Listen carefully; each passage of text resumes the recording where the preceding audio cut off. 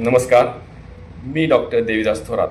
आज आपण bed wetting या लहान मुलांच्या समस्येविषयी जाणून घेऊ. ही समस्या मूळतः वयाच्या 5 ते 7 वर्षापर्यंत राहते.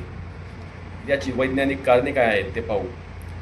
लहान मुलांमध्ये मूत्राशयाचे स्नायू इतके विकसित झालेले नसतात की ते लघवी जास्त काळ साठवून ठेवू शकतात.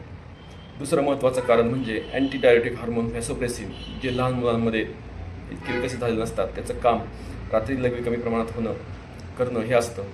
त्यामुळे हे मूल अंथरुणात लघवी करतं. तिसरं महत्त्वाचं कारण गाढ झोप. मूल इतकं गाढ झोपेत असतं की मूत्राशय भरल्याचा संकेत मेंदूपर्यंत पोहोचत नाही आणि मूल अंथरुणात लघवी करतं. चौथं महत्त्वाचं कारण ओव्हर ॲक्टिव्ह ब्लॅडर.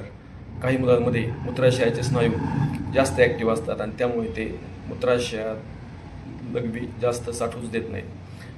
पाचवं महत्त्वाचं कारण मानसिक तणाव. शाळेतील वाद, घरगुती वाद यामुळेही मूल अंथरुणात लघवी करू शकते.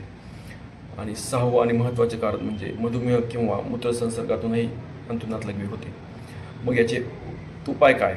तर सर्वात महत्त्वाचं, संध्याकाळी 6 नंतर लहान मुलांना लिक्विड्स म्हणजे दूध, पाणी हे देऊच नाही किंवा खूप कमी प्रमाणात द्यावं. साखरयुक्त पेय, चॉकलेट हेही संध्याकाळी देऊ नयेत.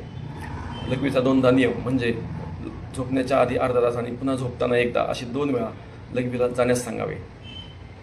चौथं म्हणजे सर्वात महत्त्वाचं उपाय म्हणजे मानसिक सहानुभूती देणे. मुलांना ओरडू नये, रागावू नये.